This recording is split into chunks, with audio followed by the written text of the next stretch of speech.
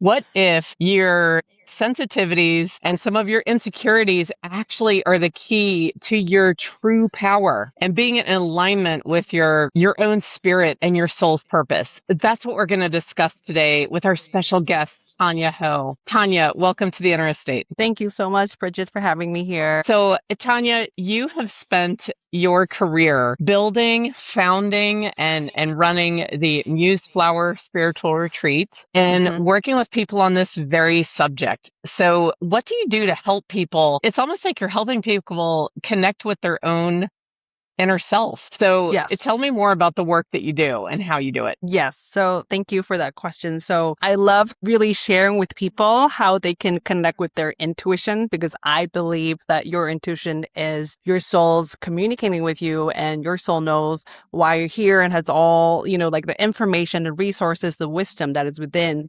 And so I love to connect people with their own intuition, because our intuition connects or communicates with us in different ways.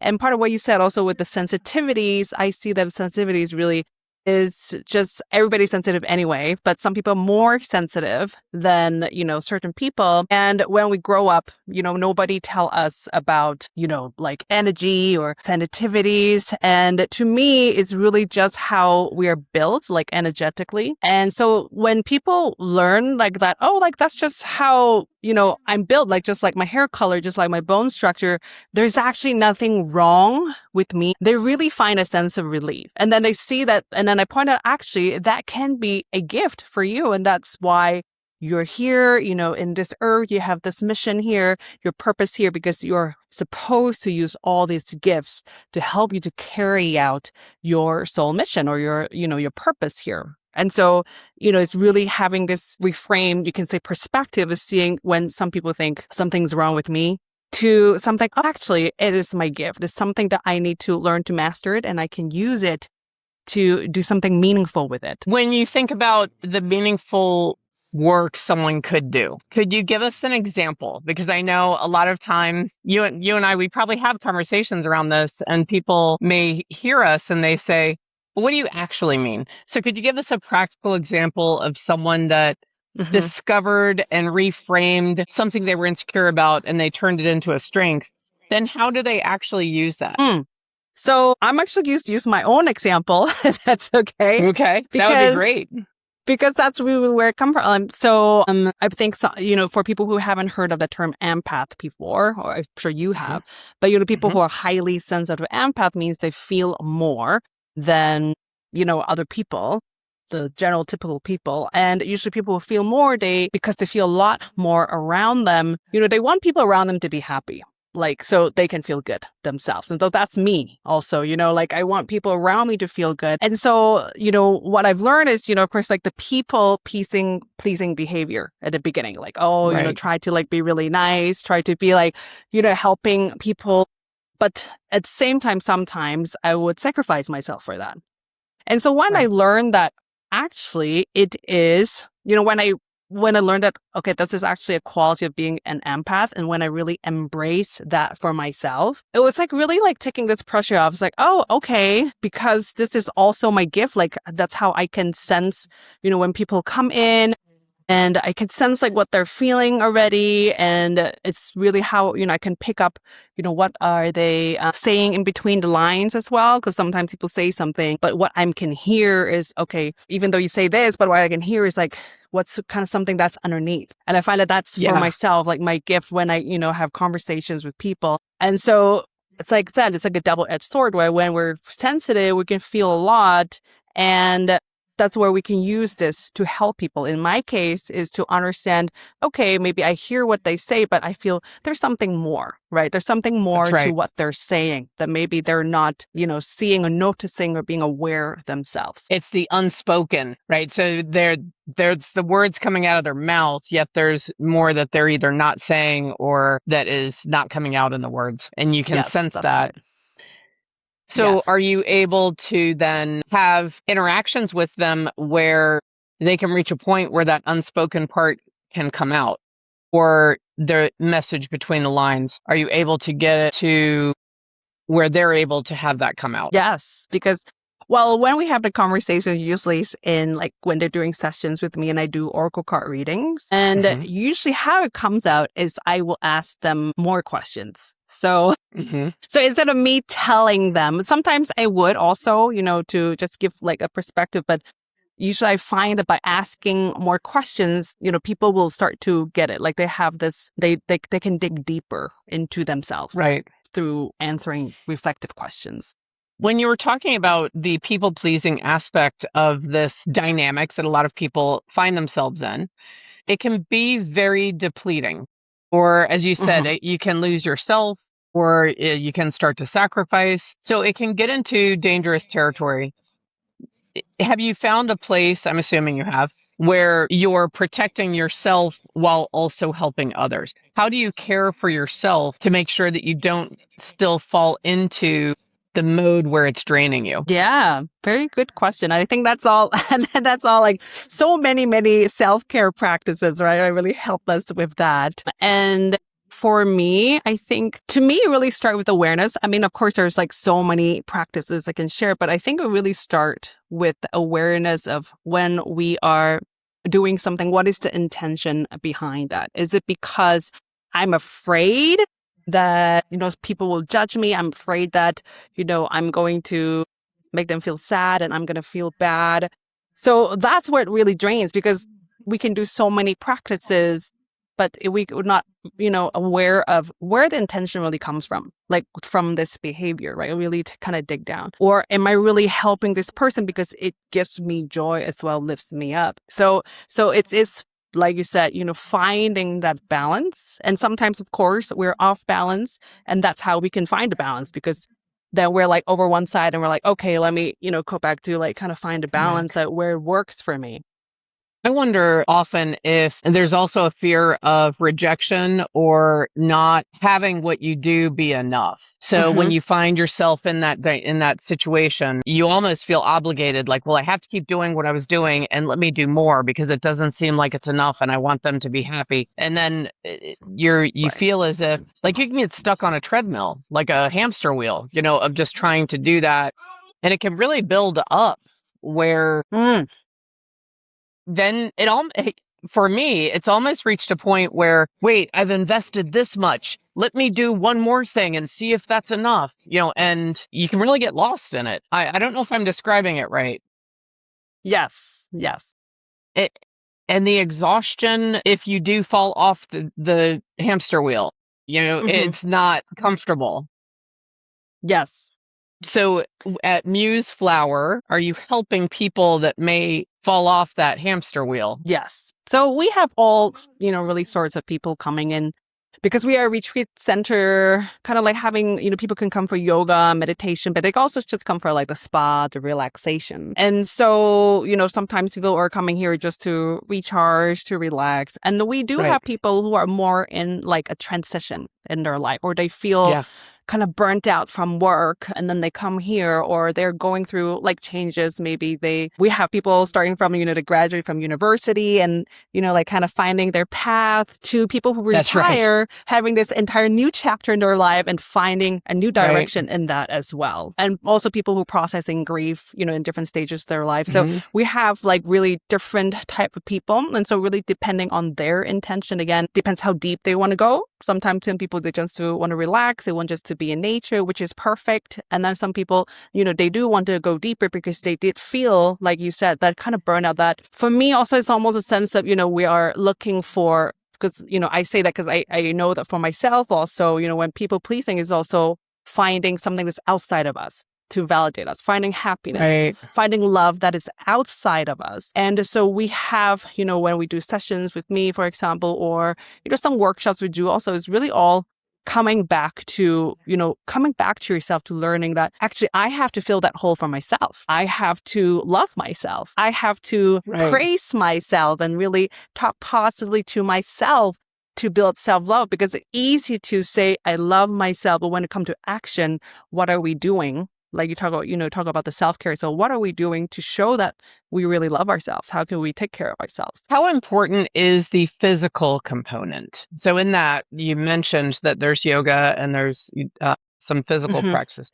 How important is that to connecting with your own inner self. Yeah. So that is also very important. And I think in our center, we're not like a very heavily fitness focused place. So we have the more gentle type of physical exercise like yoga or qigong or stretching. And it's a way for people to connect with their bodies just because we're so much in our headspace, including myself. Sometimes we're working. And so we become so disconnected with the body. Also for people, sometimes they come here, they just like, I feel like so tired. I want to sleep all the time. I want to nap all the time. I'm like, that's great.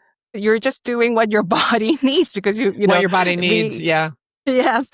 So it's just sometimes, I mean, that's perfect. Either you come here and you're like, oh my God, I'm sleeping a lot, or just like, okay, I'm moving my body because, to be honest, a lot of us, we sit on a desk working on computers or we're looking at a phone all the time, right? So we're really kind of create a stiffness and disconnect with the body, with the mind as well. And so it is really important to have that connection again, to build the connection again. I mean, it is wild in the US. Our country has become very sedentary, and it is just, it's a real issue. And it's funny, this disconnection from movement and sitting most of the day, which is not what our body's designed to do. I'm not an expert in that, but I'm glad that you do have options at Museflower where you can at least move. As you said, I'm not talking like, boot camp, you're going to, drop and do 20 push-ups, not that, but you're just allowing your body to move. And I'm assuming that it's in a peaceful conjunction with your thoughts, your mind, and the energy. Yes, exactly. Yeah. Like I said, we don't have a very that heavy boot camp thing. Right. Yeah. So thank goodness.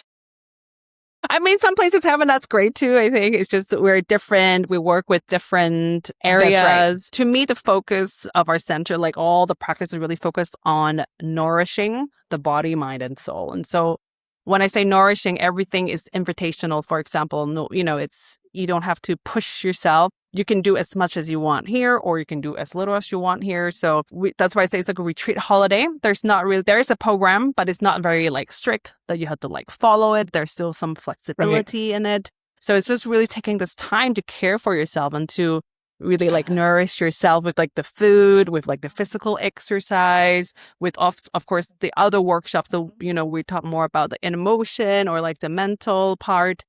Or the energetic part of the body, really. And I also, when I was looking at and investigating Museflower Retreat, that you also have a vegetarian-based food offerings. Yes. Could you tell a little bit more about that? Yeah. So I have to say this as disclaimer because I'm not a vegetarian myself, right? So it's not promoting, vegetarianism, but when I first attended a retreat myself, in Thailand, it was a vegetarian retreat. And to me, it was so eye-opening because I always have this misconception of vegetarian food as, boring. It's not yummy. You're going to get hungry so fast.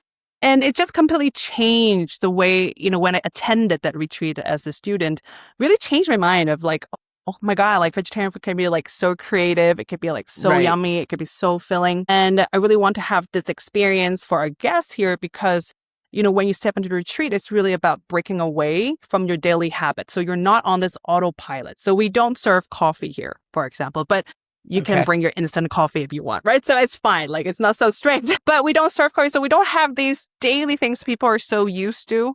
And it's a gentle way of breaking away that habit because then you see, well, actually, I can, people, they are very surprised with actually, I don't have to drink coffee or I don't have to eat meat and I still feel very good with myself. Mm-hmm. I think that is, so it's not so much, you don't have dogs sniffing the suitcases for any contraband of coffee as you come in.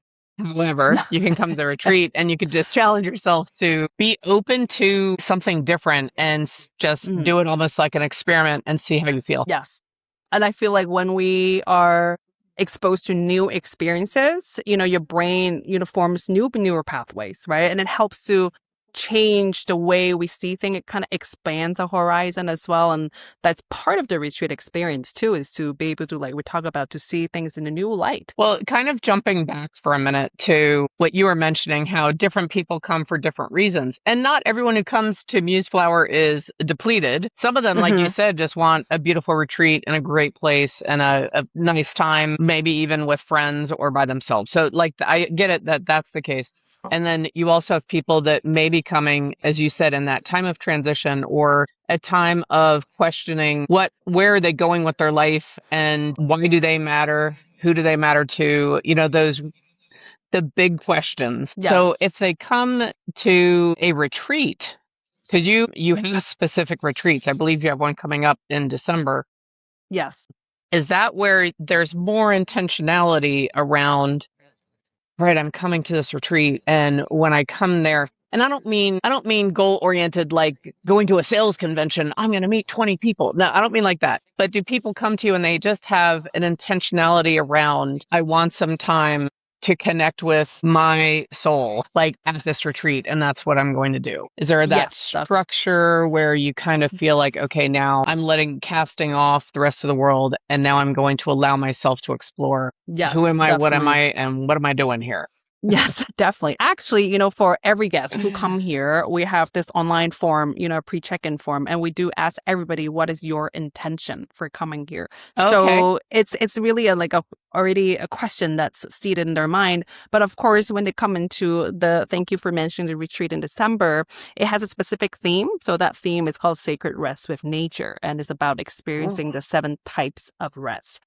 And so when people come here, so the intention is really, they're exhausted, they want to experience the 7 type of rest. And it's like you said, it's through this angle, the resting, that's the angle they're coming in, the rest, and to reconnect with themselves. And to me, it's like there's just many different pathways, you can say, when you come into Museflower or any retreat center, either it's through yoga, or you want to come through spa, or it's through this soulful retreat with like this theme of the 7 types of rest that you are, coming to reconnect with yourself.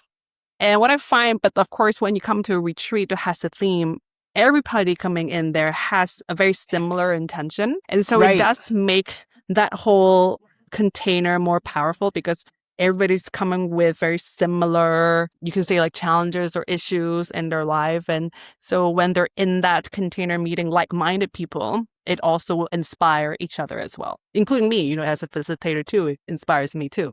Right. The 7 types of rest. That is highly intriguing. Yes. Have you heard about it before? It's from a book, actually. Okay. So, yeah. So it's a book called Sacred Rest, and I can send you the link after, by Sandra Dalton-Smith. And the 7 types of rest of this. So it's physical rest, emotional rest, mental rest, social rest, creative rest, sensory rest, and spiritual rest. Her book, she talks about the 7 types of rest and why it's important to note that rest is not just, when people think rest is just like sleeping. So if I sleep 8 hours a day, I will get really energized. But why is that not happening for a lot of people? They can sleep 8 hours. They can still wake up feeling exhausted, tired, and groggy. Yes. Yeah. Yes. And so she talked about it's not just physical rest. And in fact, actually, in her book, when she referred to physical rest, is not sleeping. It is actually, we talk about like kind of this gentle movement for the body, because the body does need that. It's not like just lying down doing nothing. And so the sleep is only one part of the physical rest. And then, of course, emotional mental rest, for example, we are carrying a lot of emotions or carrying a lot of stress, in our mind. That's also not restful. And that's why we feel like drained and depleted, like you mentioned before. Right.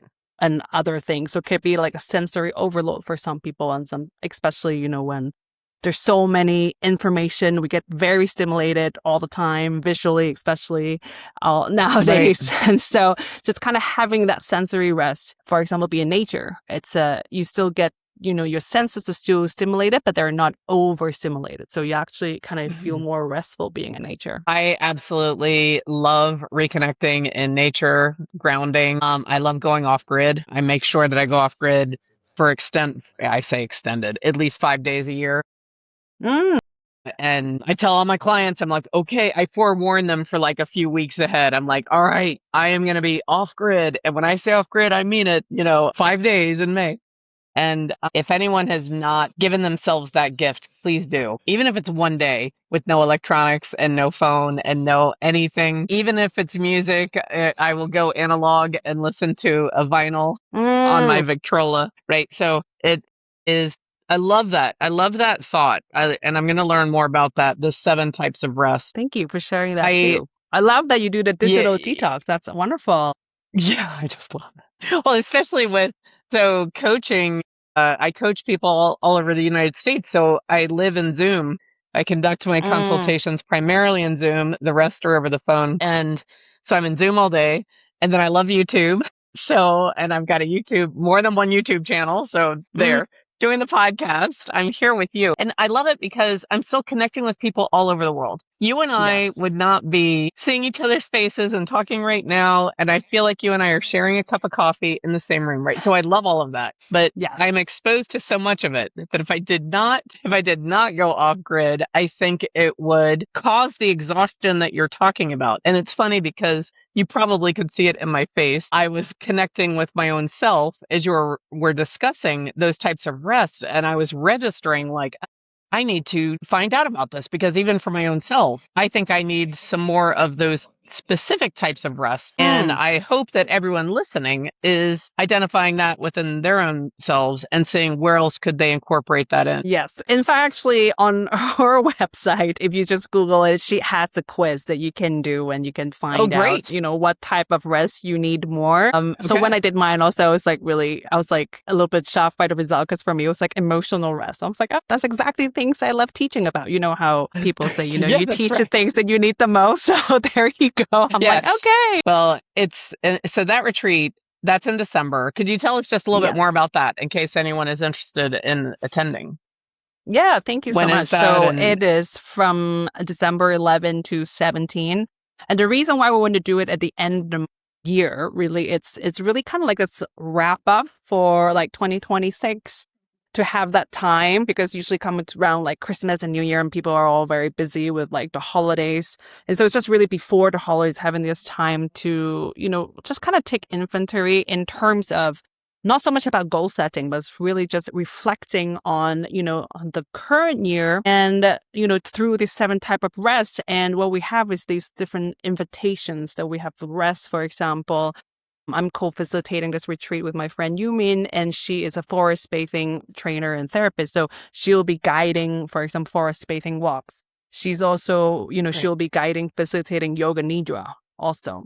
And me, I work with, for example, cacao medicine. So we'll have this circle, we'll do, we'll drink cacao and we'll practice forgiveness, for example. So there's, each of these modality or invitation addressed to, certain type of rest or, multiple rest. And so we do like the creative rest part as well. And the spiritual rest as well. We do meditation, shamanic journeys, connect with your, spirit guide, spirit animal too. So there's like different facets of these rests. And the main intention really from that retreat is that, is really to cut out all this noise, outer noise, right? There's so much noise on the outside and being able to return to yourself, to be able to listen to what we call your soul whisper.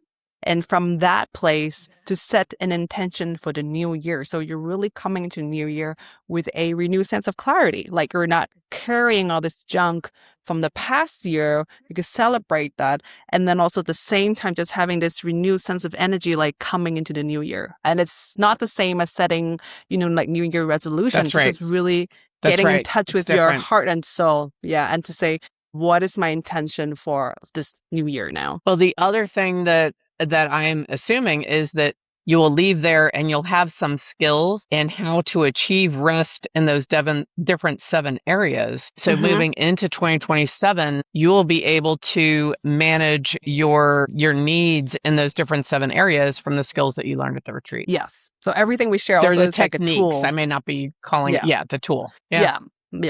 I see that it's like tools that you put in your like toolbox. And that's right. For some people, they have a lot of tools. For some people, they're starting to gather tools. And so when you encounter different things in your life, you have all these different tools that you can use to help you. That's right. So I want to go back to, Tania being the founder and the owner of this retreat and spa. How do you keep your passion going? How do you fuel yourself? How do you lead yourself in your work as a founder? Thank you for that question. So I am constantly working on myself as well. And I mean, I think any business owners or entrepreneurs would know, different challenges that you will encounter in a business.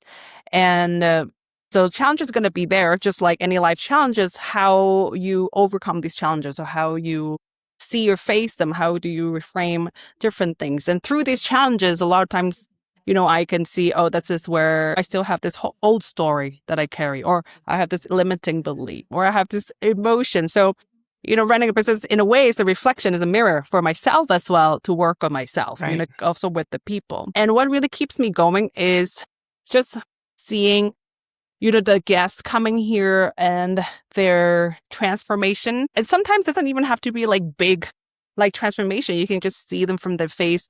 They're just more relaxed, like, when they leave here.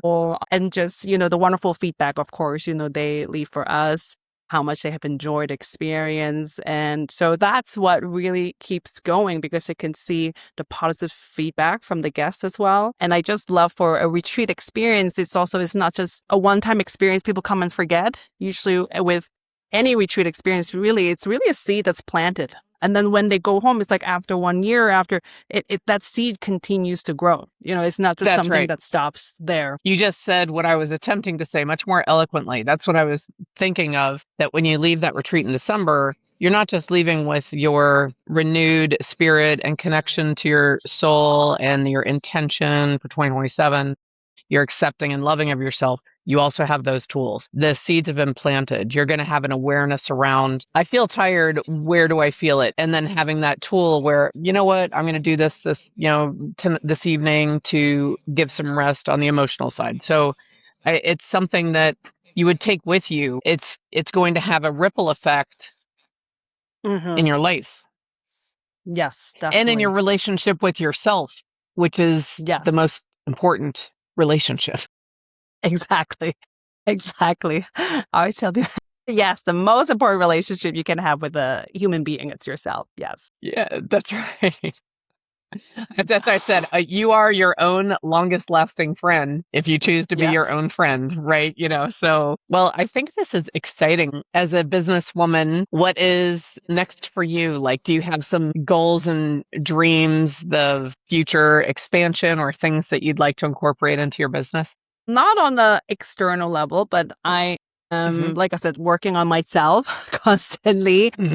And this year, I mean, even just every year, but I think the last few years, I have really gone through a lot of shifts, and also just kind of this year, really, I guess, like stepping into this more bolder version of myself. And so I have organized a little bit more online, courses, you can say like workshops, but really as one is for like a supporting for people who after they leave the retreat, sometimes when they go back to their daily life, they need that support to help to, integrate, or just kind of reminder also, right? Because we also forget the good stuff very fast. So a reminder. Right. And also it can be also, like we said earlier, just for people who can't come to Museflower, or they can't go to a retreat now anywhere for whatever reason, like, any kind of online, resource sessions, coaching, it will be helpful. And so for myself, it's really kind of building that now to help people in a more kind of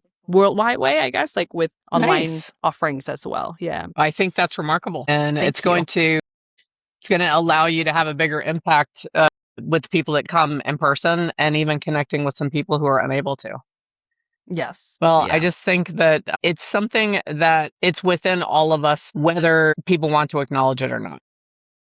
I think you and I both in our work, I know we've encountered people who are like, well, that's just not, that's a bunch of nonsense. It's really not. We all have different levels and different skills and different abilities, but we all have that sensitivity and intuitiveness inside of us. And you're helping people to either reconnect or connect for the first time, or discover and enhance all of that while at the same time recuperating and getting in touch with their soul purpose. And I mean SOUL, not SOLE.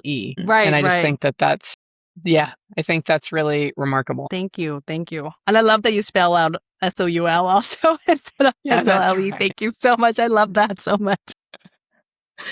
So Museflower, and you have a podcast. One of the things that I find intriguing about your podcast is you do like a different season every year. And so it's something that people can discover, and similar to how people like binge watch Netflix, they can dive into a season and they can go through what you've shared in your podcast.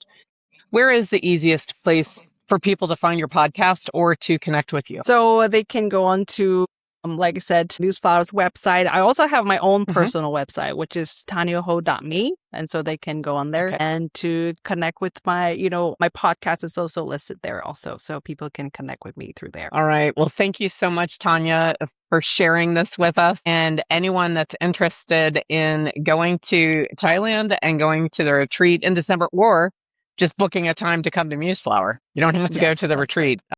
Yeah. So please do that. And Tania, thank you so much for sharing with us and sharing about your journey and how you're touching people. And please, let's all dig in on the 7 types of rest. I am going to be getting that book and reading that this weekend. So thank you so much, Tania.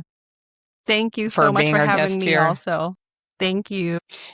If you're listening to this episode of The Inner State, I hope that you'll join us for the next one.